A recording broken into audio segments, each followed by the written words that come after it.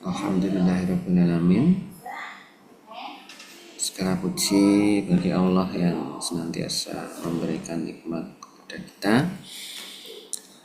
Sholawat dan salam semoga senantiasa tercurahkan kepada Nabi kita, Nabi Muhammad SAW, keluarga beliau, sahabat beliau, seluruh pengikut beliau, dan mudah-mudahan termasuk kita. Dan kita nanti akan mendapatkan syafaat di hari akhir nanti. Baik, kita masuk ke materi. Mohon maaf, ini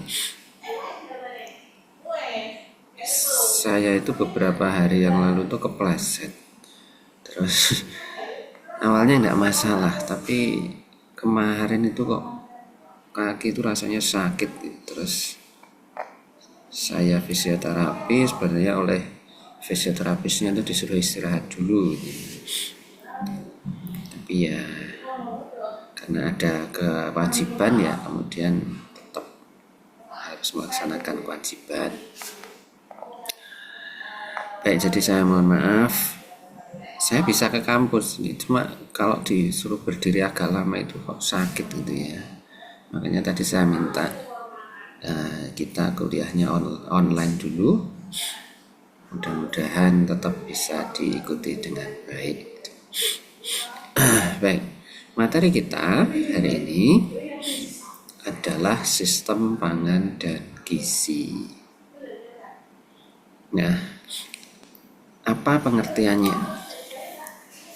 Jadi yang namanya sebuah sistem itu adalah sebuah rangkaian dari depan sampai belakang, dari awal sampai akhir, terdiri dari banyak komponen, dan semua komponen dalam sistem itu memiliki tujuan yang sama. Contoh misalnya tim sepak bola, di situ ada pelatih, ada pemain, ada official, pemainnya ada kiper, ada pemain belakang, pemain tengah, penyerang. Semuanya itu harus memiliki tujuan yang sama. Ya kalau sepak bola ya tujuannya kemenangan. Ketika ada satu yang tidak berjalan dengan baik, misalnya kipernya disuap gitu ya, kipernya disuap, kemudian dia tidak punya keinginan untuk menang, maka bubar, sistem itu akan menjadi bubar. Jadi sistem itu kumpulan, kesatuan dari komponen-komponen yang memiliki tujuan yang sama. Nah, di universitas kan juga begitu ya. Jadi di UMS ini semuanya seharusnya memiliki tujuan yang sama. Dosen, karyawan, mahasiswa, cleaning service, satpam itu seharusnya lah memiliki tujuan yang sama. Nah, ketika kita bicara sistem pangan dan gizi, maka kita bisa menebak nih, namanya sistem pangan dan gizi. Berarti di dalamnya itu ada komponen-komponen yang terkait dengan penyediaan pangan dan pemanfaatan gizi. Sehingga kemudian didefinisikan sistem pangan dan gizi adalah suatu rangkaian, di dalamnya ada masukan, ada input, ada proses, dan ada keluaran, ada output. Sejak pangan masih dalam tahap produksi pangan itu berarti di dalamnya ada lahan, ada benih atau bibit, ada petani, ada air, dan lain-lain. sampai dengan tahap akhir, yaitu pemanfaatannya dalam tubuh manusia yang diwujudkan oleh status gizi. Jadi ukuran sederhana yang mudah kita ukur, mudah kita pahami, yang terkait dengan sistem pangan dan gizi itu adalah status gizi. Ketika sebuah wilayah di situ tidak ada yang kurang gizi dan di situ tidak ada yang kelebihan gizi, semua kebutuhan gizi rakyatnya tercukupi, maka berarti sistem pangan dan gizinya berjalan dengan sempurna. Tapi tentu saja kan tidak ada yang sempurna kan ya. Jadi yang namanya permasalahan akan selalu ada. Karena itu maka sistem ini harus dinamis, harus mampu menyesuaikan dengan kondisi. Jadi kurang lebih gambaran definisi sistem itu seperti itu. Nah, mudah-mudahan kalian sudah mengikuti perkuliahan atau materi mata kuliah yang di dalamnya membahas status gizi, sehingga punya gambaran, oh yang dimaksud status gizi itu seperti apa. Nah, dalam sistem pangan dan gizi itu ada beberapa komponen atau subsistem. Yang pertama adalah produksi dan ketersediaan. Di beberapa buku itu disebut keterjangkauan, tetapi keterjangkauan itu nanti ada kaitannya dengan distribusi. Jadi saya kira lebih pas kalau istilah yang dipakai adalah produksi dan ketersediaan. Yang kedua adalah subsistem distribusi.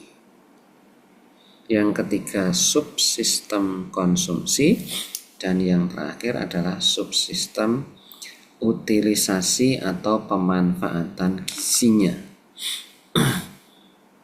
Nah, nanti setelah ini kita akan bahas keempatnya ini.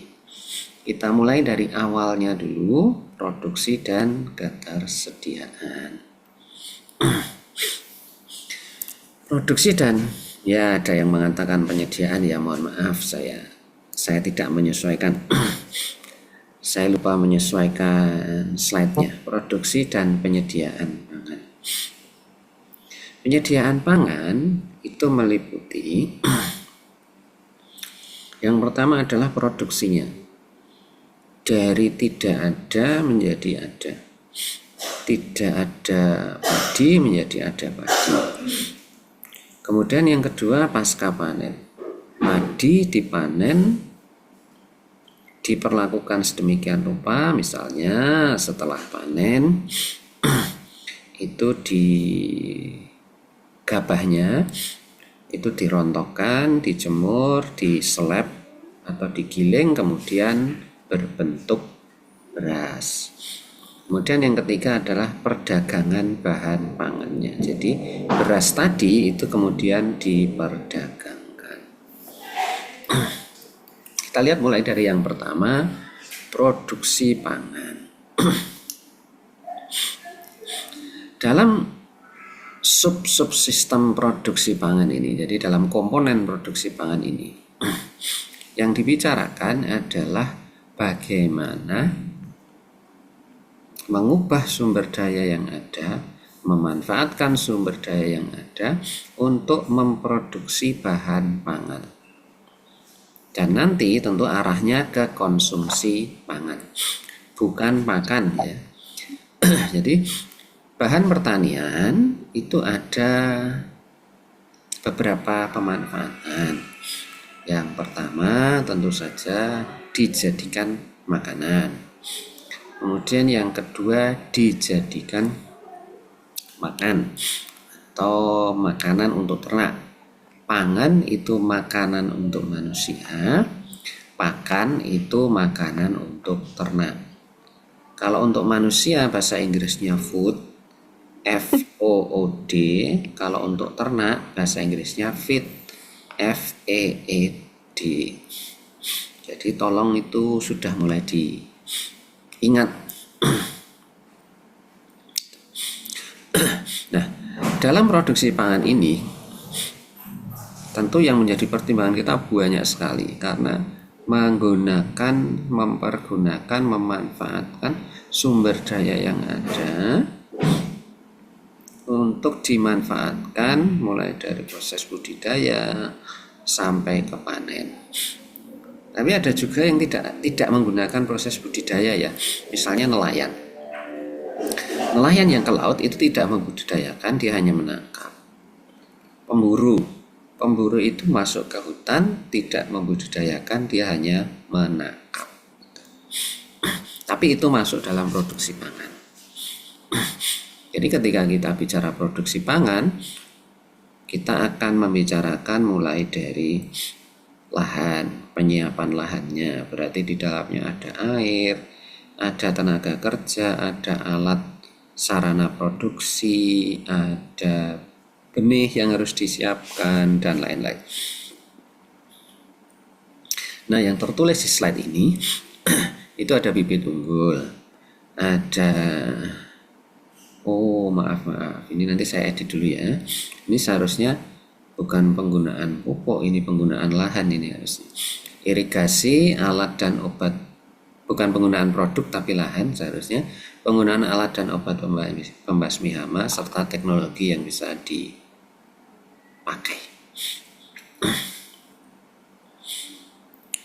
Nah, saat ini produksi pangan itu menjadi salah satu prioritas di Indonesia, karena ya kita tahu lahan kita tidak bertambah, penduduknya makin banyak, sehingga kita perlu fokus untuk meningkatkan jumlah produksi. Nah, apa yang bisa dilakukan? Kita bisa menggunakan teknologi. Kita bisa kembali melihat teknologi nenek moyang kita. Bagaimana nenek moyang kita mendayagunakan potensi yang ada. Ya, misalnya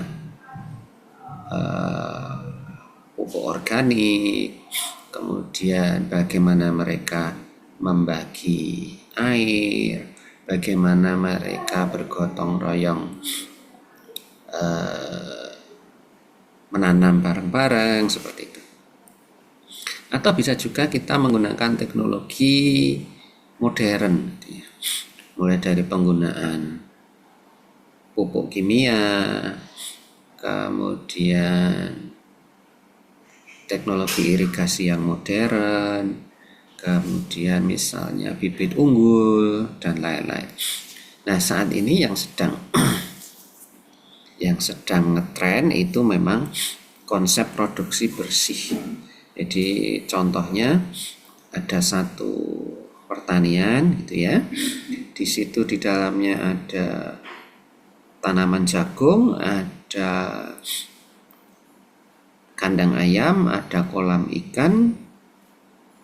Jagungnya ditanam, jagungnya untuk sebagian untuk ayamnya, pakan ayamnya, kemudian pakannya juga sekaligus untuk pakan ikan, kemudian kotoran ayamnya juga dimanfaatkan oleh ikan, dan kotoran ayamnya juga bisa jadi pupuk. Nah, ini yang di beberapa tempat sedang dikembangkan. Nah, berikutnya kita akan bicara ketersediaan pangan. Ketersediaan pangan merupakan kondisi penyediaan pangan yang mencakup makanan dan minuman. Diingat ya, makanan dan minuman. Nah, ini yang agak kurang lengkap di sini nanti. Berasal dari tanaman, ternak, dan ikan. Dan kemudian tolong diingat, karena kita bicara minuman juga, maka sebenarnya ada juga makanan atau minuman yang tidak berasal dari tanaman, tidak berasal dari ternak, tidak berasal dari ikan serta turunannya. Contoh misalnya garam. Itu kan bukan dari tanaman, bukan dari ternak, bukan dari ikan. Padahal kita juga menganggap garam itu sebagai bahan pangan. Air juga begitu. Jadi ketika kita bicara ketersediaan pangan, maka kita juga harus memikirkan air di dalamnya, karena kita juga bicara minuman. Kemudian yang namanya ketersediaan pangan itu harus dipikirkan sistem yang berjenjang. Ketersediaan pangan di tingkat nasional, ketika kurang berarti kita harus impor. Ketersediaan pangan di tingkat provinsi atau kabupaten kota, ketika kurang berarti kita harus meminta atau membeli dari provinsi sebelah atau kabupaten yang lain. Ketersediaan pangan rumah tangga, ketika kita tidak bisa memenuhi berarti kita harus membeli di pasar, misalnya seperti itu. Baik, sampai di sini ini yang sudah hadir Bapak 34. Silahkan untuk seperti kemarin menuliskan NIM dan nama di kolom chat. Nanti akan tersimpan di record saya sehingga saya tahu siapa yang hadir dan siapa yang tidak bisa hadir. Kita mulai dari sekarang, silahkan. Kemudian kondisi ekonomi secara nasional maupun global itu berdampak pada produksi dan konsumsi. Contoh misalnya, ketika kondisi ekonomi masyarakat itu baik, suatu lingkungan itu penduduknya kaya-kaya misalnya, maka akan ada pergeseran permintaan jenis produk pangan. Contoh misalnya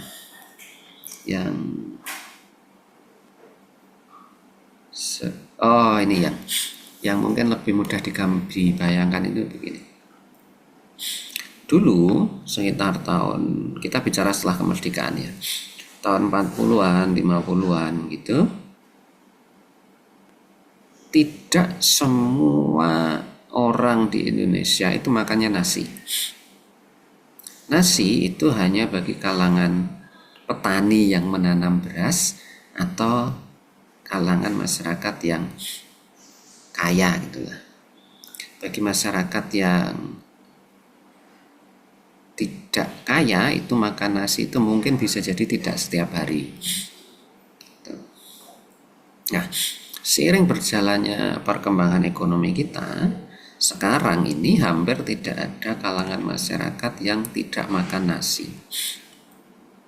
Dari situ kita bisa membayangkan berarti ada pergeseran jenis komoditas yang diminta oleh masyarakat. Ya, dari misalnya dulunya singkong geser ke nasi. Saya ingat bahkan ketika saya SD dulu itu pelajaran saya ya, kalau SD itu pelajarannya waktu itu saya ingat kalau orang Nusa Tenggara itu makanan pokoknya jagung, orang Madura makanan pokoknya jagung, orang Papua Maluku itu makanan pokoknya sagu gitu. Sekarang semua makanan pokoknya nasi. Berarti ada pergeseran jenis komoditas.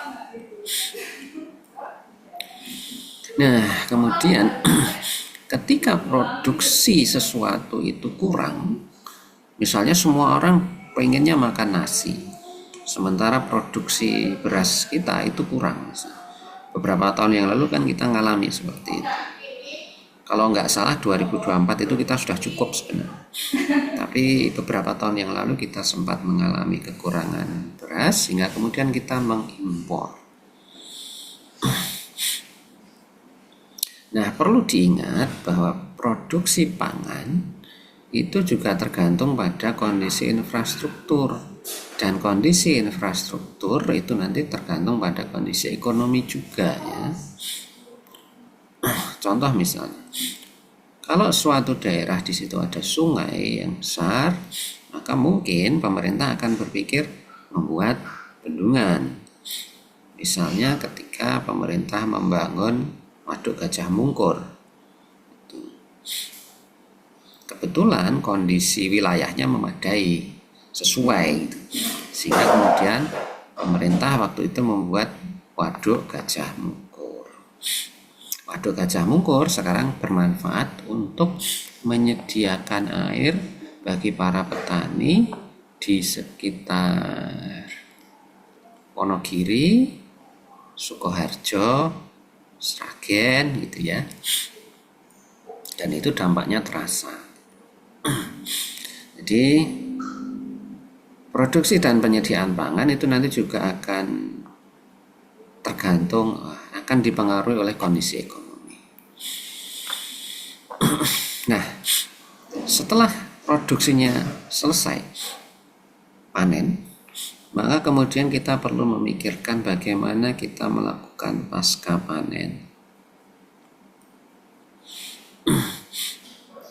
Nah, apa itu pasca panen? Itu secara sederhana, pasca panen itu adalah proses setelah satu bahan makanan itu dipanen. Dipanen itu ada beberapa makna ya. Satu dipetik, kalau buah itu berarti dipetik ya. Disembelih, misalnya sapi, kambing itu disembelih, ditangkap, kemudian mati, misalnya ikan di laut itu kan ditangkap, kemudian mati. Nah, itu adalah panennya, yang dimaksud sebagai panennya. Nah, setelah itu apa yang kemudian kita lakukan? Kita perlu memikirkan cara mengawetkan atau menyimpan dengan tujuan hasil panen tidak mengalami kerusakan yang terlalu banyak dan menjaga kondisinya tetap baik. Kalau usaha taninya kecil, maka seringkali teknologi untuk mengawetkan atau menyimpan itu menjadi tidak terlalu penting. Contoh misalnya, kita masih banyak menjumpai petani yang setelah panen itu segera menjual hasilnya.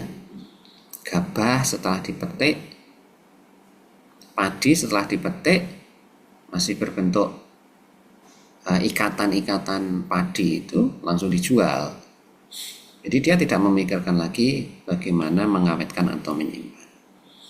Pisang setelah dipanen langsung dijual. Nah, tentu itu tergantung pada kondisi lingkungan masyarakatnya ya.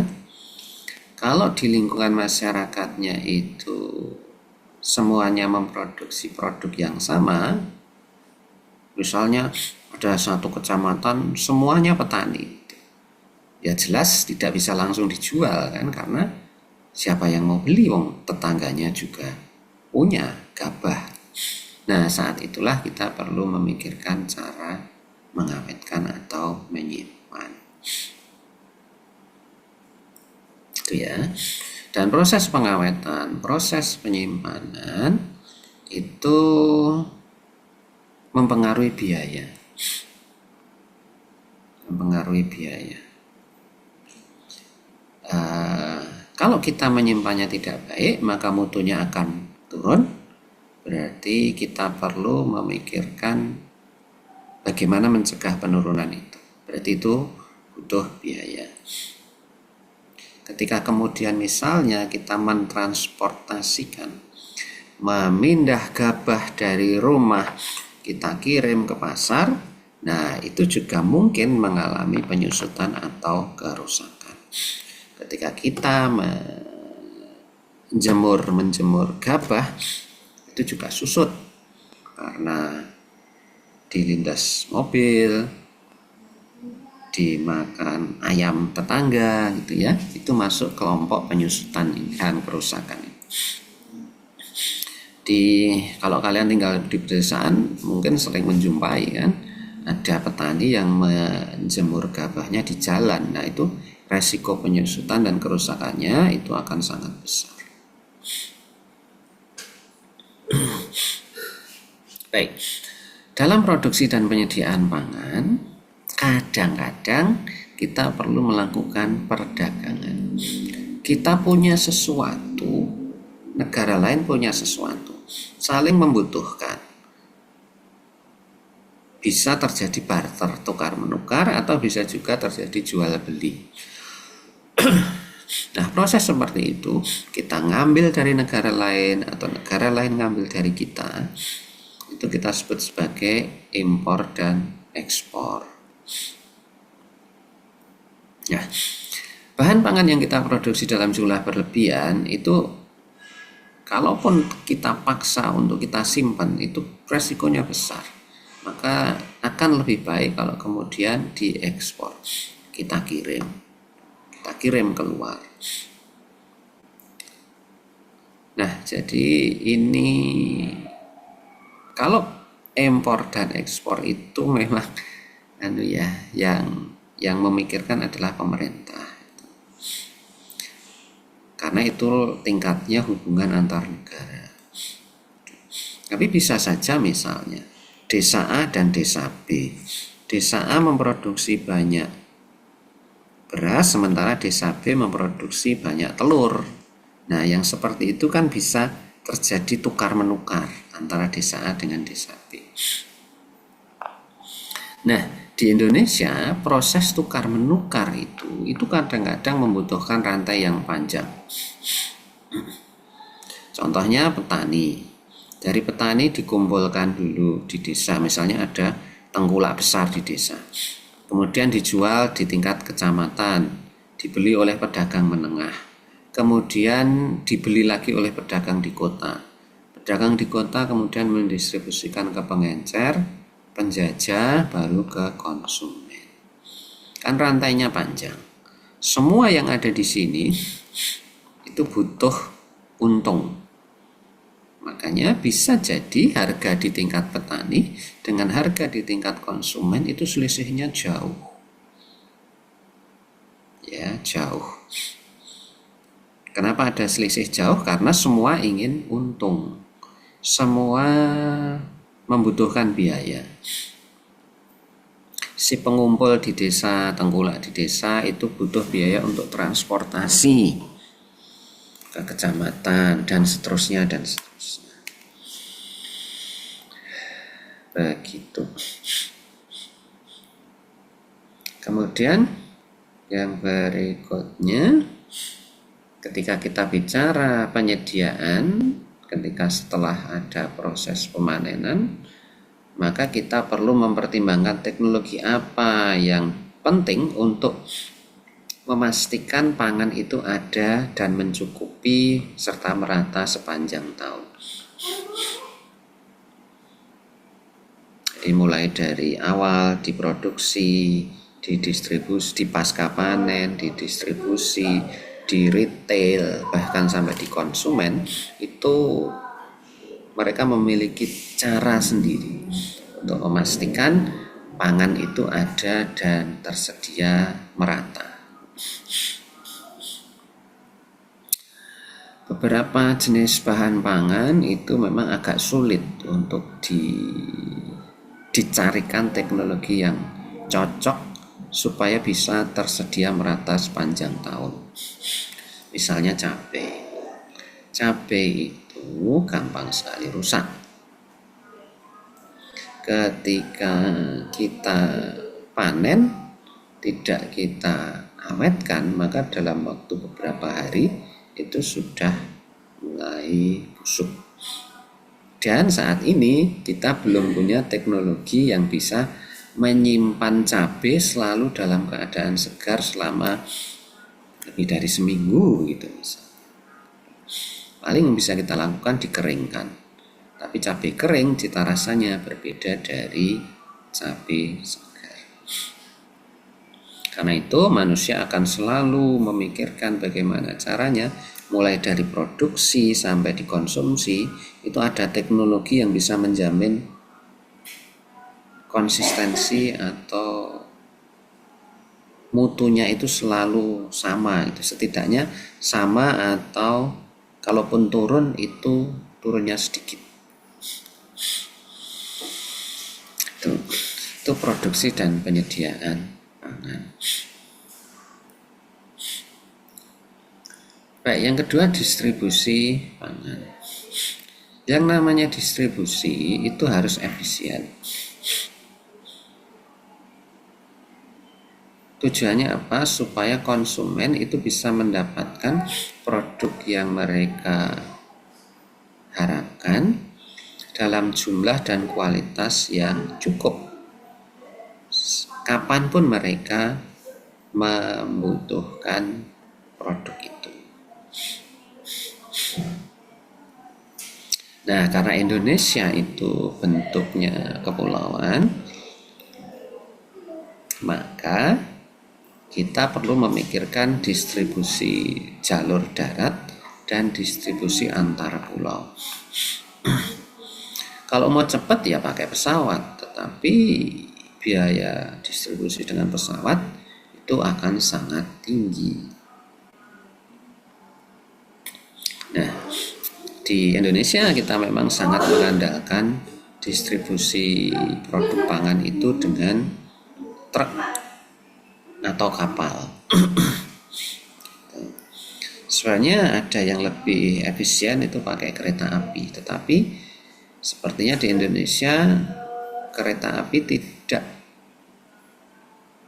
atau sangat jarang PT KA itu sangat jarang memikirkan penggunaan kereta untuk distribusi barang ya. Padahal sebenarnya jauh lebih hemat pakai kereta daripada pakai truk. Dan kereta tidak bisa dipungli. Kalau truk itu bisa dipungli di jalan. Tidak ada orang nyegat kereta untuk minta uang, itu tidak ada. Ya. Nah, permasalahan yang terjadi di distribusi pangan kita adalah aksesibilitas pangan secara fisik. Jadi bagaimana kita bisa mengakses makanan itu. Ingat kemarin kita sudah sampaikan keterjangkauan itu ada 3 aspek. 1, barangnya ada. 2, tempatnya dekat. Dan 3, kita memiliki sesuatu untuk ditukar dengan barang itu. Kalaupun kita sangat kaya tetapi barangnya tidak ada, maka kita disebut tidak bisa menjangkau bahan itu. Nah, ketika kemudian distribusinya itu tidak baik, maka harga akan naik. Ketika harga naik, daya beli masyarakat kalau masih bisa mengimbangi tidak masalah. Yang jadi masalah adalah ketika masyarakat tidak bisa mengimbangi. Harganya naik, pendapatan masyarakat tidak naik, tidak bisa mengimbangi kenaikan harga.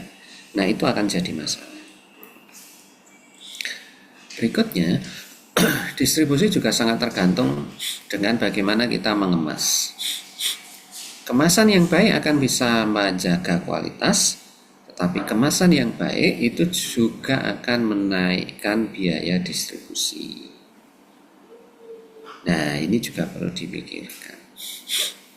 Kapan-kapan kalian ke pasar lah, pasar yang agak besar, kira-kira jam-jam sebelum subuh itu, kalian bisa menyaksikan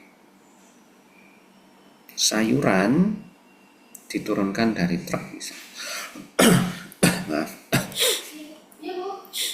Kalian akan bisa menyaksikan betapa perlakuan terhadap sayur itu biasanya itu kurang baik, sehingga kemungkinan rusak itu juga akan sangat besar. Kerusakan itu merugikan bagi si pedagang dan pembeli sayuran itu ya. Makanya distribusi itu juga sangat penting bagi kita ketika kita bicara sistem pangan dan gizi, ketika kita bicara di akhir nanti kita bicara status gizi, itu distribusi itu penting. Memastikan barangnya ada, tersedia dan bisa kita jangkau. Baik, yang berikutnya konsumsi pangan. Kalau ada pertanyaan nanti bisa ditulis dulu, nanti kita buka forum di akhir. Konsumsi pangan. Konsumsi pangan adalah jenis dan jumlah pangan yang dimakan seseorang dengan tujuan tertentu pada waktu tertentu. Misalnya, berapa konsumsi keluarga kalian, berapa konsumsi beras keluarga kalian setiap minggu, setiap 7 hari. Itu bisa kalian hitung ya. Anggota keluarganya berapa, makannya seberapa, sehari makan berapa kali. Nah, itu bisa kita gunakan untuk menghitung konsumsi pangan. Nah, yang namanya pangan ketika dikonsumsi itu kita gunakan untuk memenuhi kebutuhan individu kita. Secara biologis artinya memenuhi kebutuhan kita supaya tubuh kita bisa berfungsi dengan baik. Secara psikologis itu nanti akan memberikan kepuasan ya. Kita makan itu juga menghendaki kepuasan ya, tidak hanya sekedar kenyang, bisa bergerak, bisa sholat, bisa kuliah gitu ya. Tetapi juga psikologis. Setelah kita selesai makan itu kita akan merasakan tenang, merasakan nyaman. Dan sekarang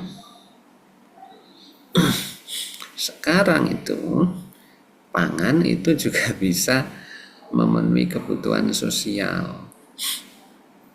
Ya. Beberapa orang agak berlebihan di sini. Misalnya mau makan saja difoto, kemudian diunggah di media sosial gitu. Seperti itu. Tapi kalau di keluarga, pangan itu juga memenuhi kebutuhan psikologis dan sosial. Misalnya ya, kalian sekeluarga makan bersama, makan malam bersama. Kemudian di situ kita bersosialisasi, kalian bersosialisasi, ngobrol, menyampaikan masalah atau sekedar bersenda gurau, itu juga memenuhi kebutuhan psikologis dan kebutuhan sosial kalian. Nah, konsumsi pangan ini dari masa ke masa itu berubah pelan-pelan. Kadang berubah drastis, kadang berubah pelan-pelan. Dulu ketika saya kecil, itu kami generasi yang lahir tahun 70-an itu sudah puas dengan nasi, sayur, tahu tempe, kadang-kadang telur, kadang-kadang ayam. Sudah. Tapi sekarang yang seumuran kalian itu banyak yang kemudian tidak puas kalau hanya itu saja. Karena ada sifat yang seperti itu, maka kemudian budaya luar masuk. Budaya makanan luar itu masuk ke Indonesia. Contohnya ya mungkin akhir pertengahan 80-an. Itu pertama kali, mudah-mudahan saya tidak salah ingat, pertengahan 80-an atau awal 80-an ya itu.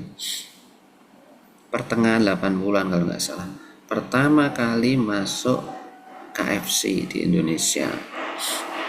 Kemudian 90-an awal pertama kali masuk Pizza Hut di Indonesia. Itu mengubah banyak hal ya. Jadi masuknya makanan dari luar, sebenarnya bahannya mungkin dari Indonesia, tetapi cara memasaknya itu budaya luar. Nah sekarang makanan kita, makanan kalian itu menjadi jauh lebih variatif. Dulu kita hanya mengenal mie instan itu ya Indomie, tapi sekarang produk berbau-bau Korea itu masuk di Indonesia dan jumlahnya jenisnya banyak sekali.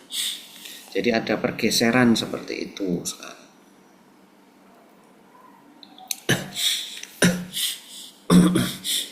Baik atau tidak, baik asal kita masih bisa mempertahankan pangan lokal di Indonesia. Oke lah, sekali-sekali kita makan produk budaya luar, itu nggak masalah. Tetapi jangan kemudian kita melupakan yang lokal-lokal itu.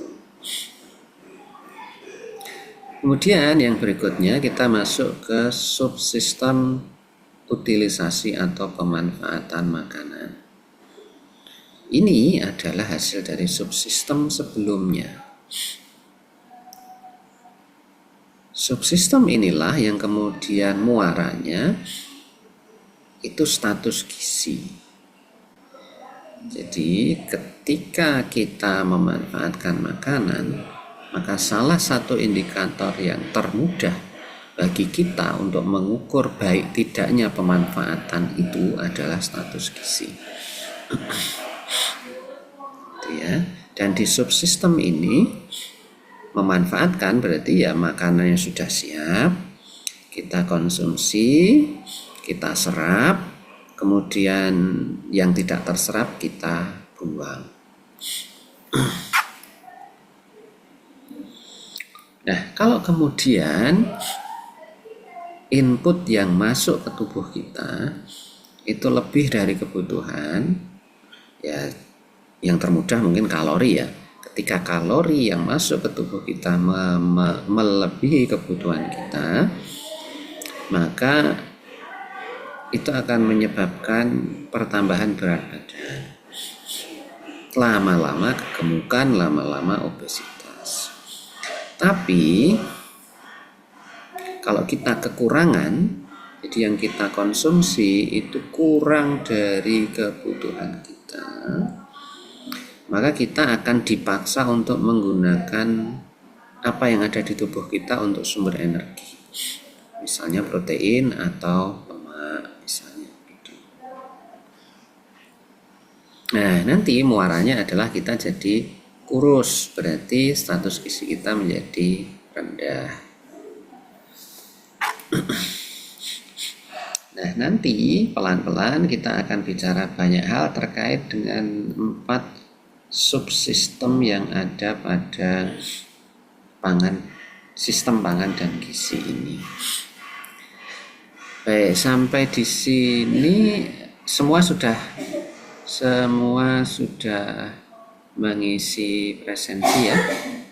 Sudah menyebutkan nama dan NIM di kolom chat, mudah-mudahan begitu. Tidak ada yang terlewat. Baik, ada yang ingin ditanyakan? Silakan. Jadi ini pengenalan kita hari ini terkait kuliah ekologi pangan dan gizi. Ada yang ingin ditanyakan? Silakan.